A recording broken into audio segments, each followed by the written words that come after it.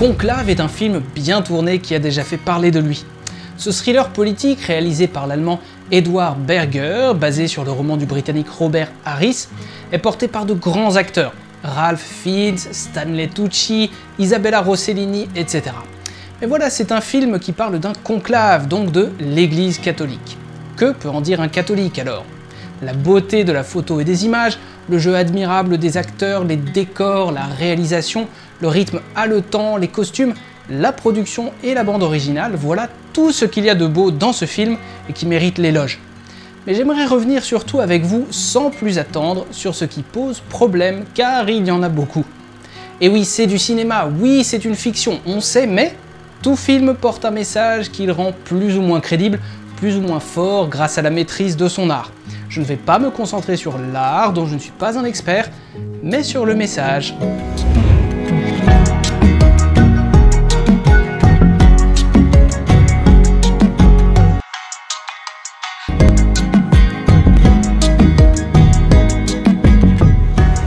Attention, il y a des spoilers partout dans cette vidéo, donc soyez prévenus. Bon alors commençons par la question du cardinalat in pectore. Tout le film repose sur la venue imprévue d'un cardinal créé in pectore. La pratique existe et remonte au XVe siècle dans l'Église. C'est une nomination qui est gardée provisoirement secrète pour protéger un homme de la persécution. Souvent utilisée dans l'histoire, Pie VII a créé par exemple 26 cardinaux in pectore, c'est-à-dire dans le cœur du pape. Jean-Paul II en a créé 4, et notamment pour la Chine. Le dernier créé in pectore, c'est 2003. Il ne sera jamais révélé parce que le pape est mort avant. Seul le pape suivant a le pouvoir de le révéler publiquement.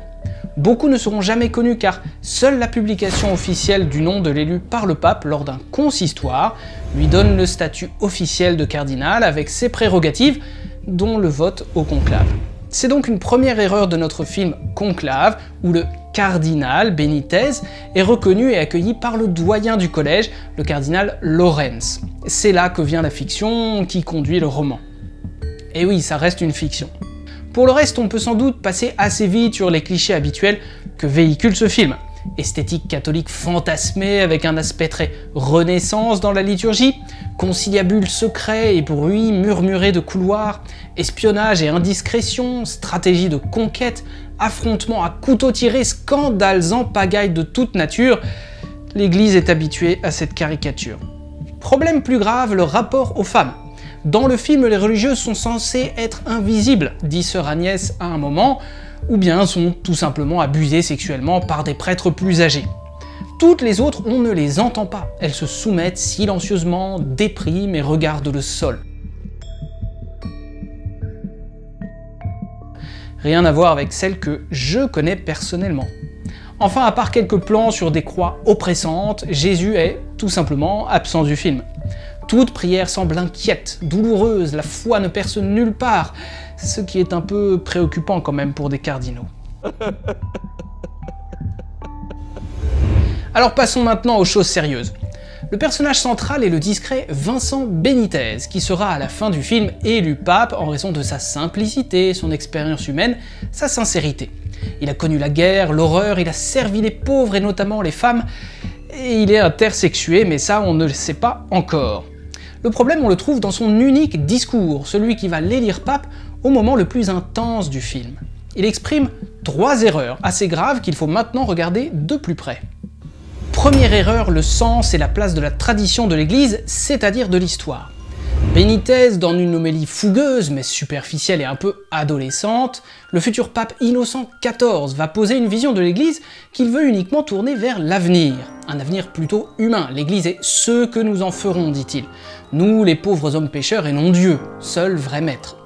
Cette vision si terrestre nous fait oublier l'Église céleste, bien plus large, les saints, leur exemple, leur intercession, leur communion. Or le Concile Vatican II nous dit quand même « Écriture et tradition doivent être reçues et vénérées avec un égal sentiment d'amour et de respect. » La tradition n'est donc pas moins importante que le reste. Elle interprète l'écriture, elle doit être respectée, on n'en dispose pas comme on veut, quoi. Deuxième point, incompréhension totale du rôle pédagogique de l'histoire.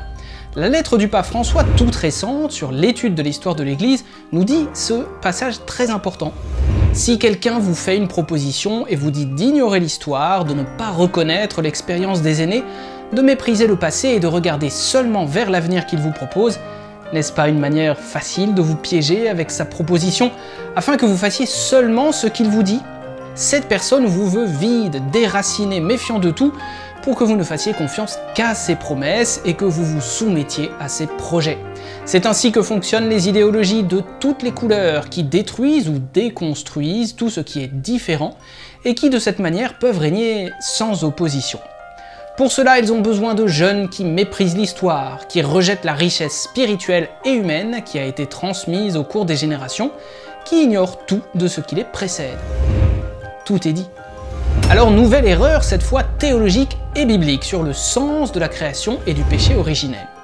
Benitez, je vous l'ai dit, est intersexe, c'est-à-dire, selon le Larousse, état d'un individu chez lequel coexistent des caractères sexuels mâles et femelles, concernant bien sûr une infime minorité de personnes. Dieu m'a fait ainsi, dit Benitez. Mais dès les premières pages de la Bible, en Genèse 1, on lit quand même « Il les créa hommes et femmes ». Les réalisateurs ont donc besoin de revenir un peu au caté, peut-être. L'intersexuation, ou hermaphrodisme, est une condition physique rare qui prend racine, pense-t-on, dans l'embryogenèse.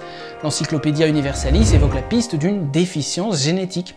Et elle peut donner lieu à des troubles, des malformations diverses qui nécessitent donc un suivi médical. D'où le voyage de Benitez à Genève, dans une clinique spécialisée.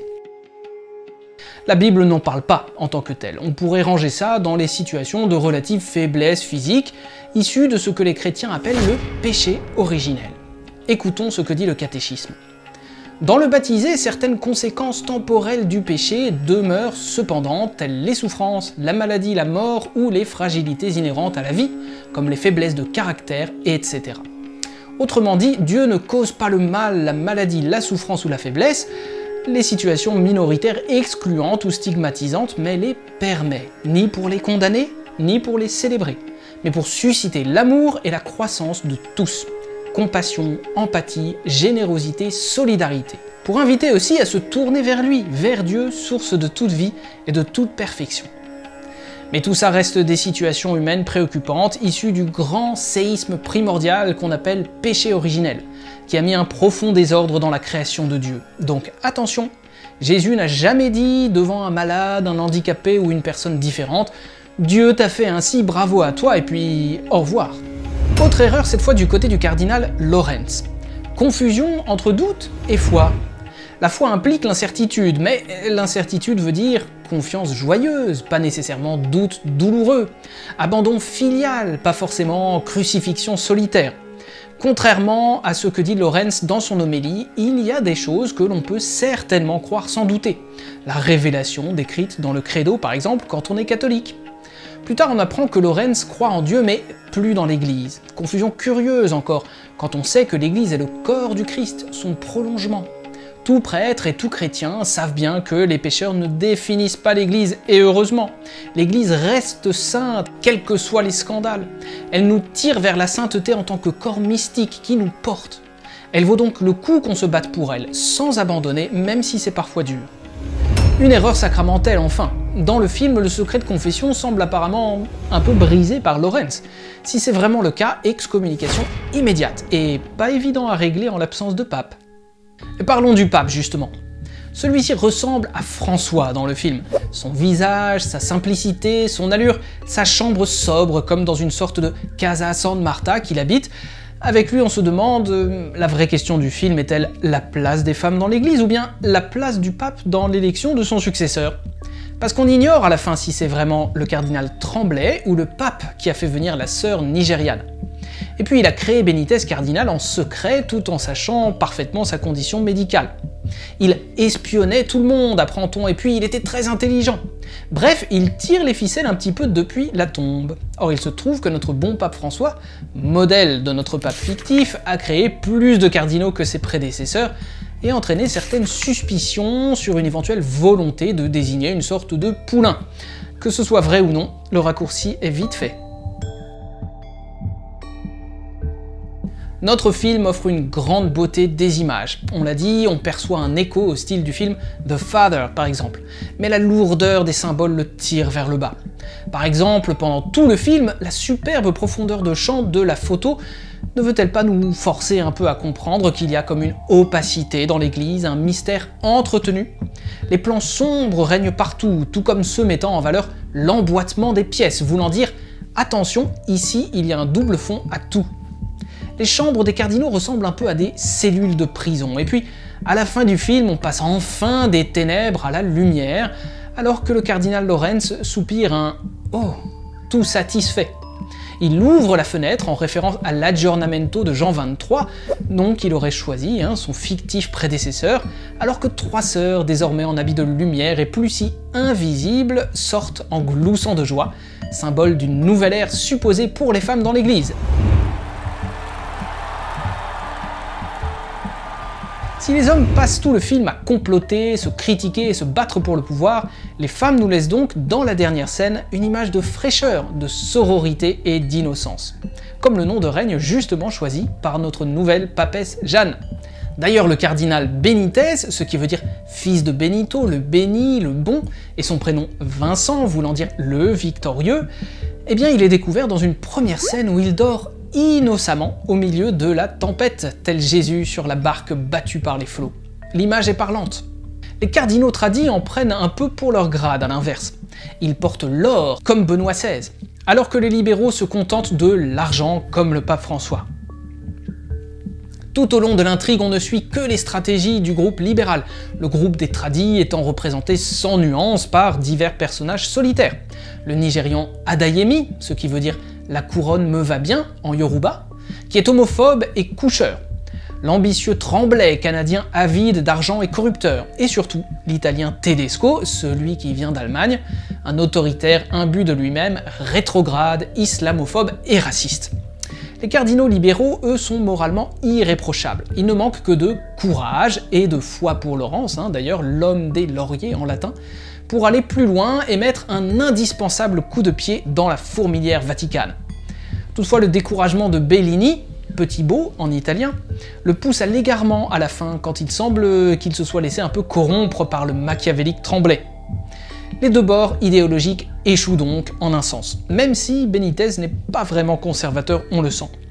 Donc à la fin, on a le choix entre les violents nazis racistes et les doux libéraux vertueux et inclusifs. Mais peut-on parler vraiment de choix alors? Bref, loin de l'approche fine et intelligente annoncée, les ficelles sont un peu épaisses et prévisibles. Caricatural et quand même soumis à un agenda pas très subtil, dans lequel le film veut entraîner les spectateurs, ceux qui aiment l'église devront aborder cette œuvre avec prudence.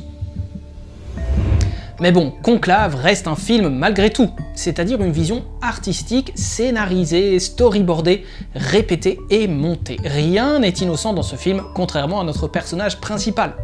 Et en tant que film, vision subjective, traduite par des techniques artistiques, il s'en tire bien. Excellents acteurs, beaux plans larges, belles photos, décors, costumes originaux, qui donneront, à n'en pas douter, un large écho au message qu'il porte, et lui garantiront, je pense, un beau succès à Hollywood. Mais ce film qui parle de l'église ne peut parler à l'église.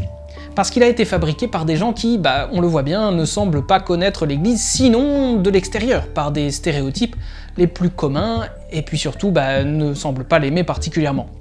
Elle ne ressemble qu'à un lieu de corruption, de conflit et de déficience qui ne trouvera son salut éventuel que dans un accueil souriant de toutes les nouveautés du siècle, et ici, le modèle de l'humain nouveau, ni vraiment homme, ni vraiment femme, qui seul peut parler pourtant avec justesse des deux parce que il a à la fois un pénis et des ovaires.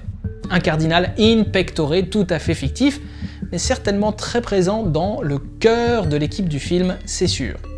En surfant sur une vague libérale, le thriller s'embourbe un peu pourtant dans de nouvelles difficultés.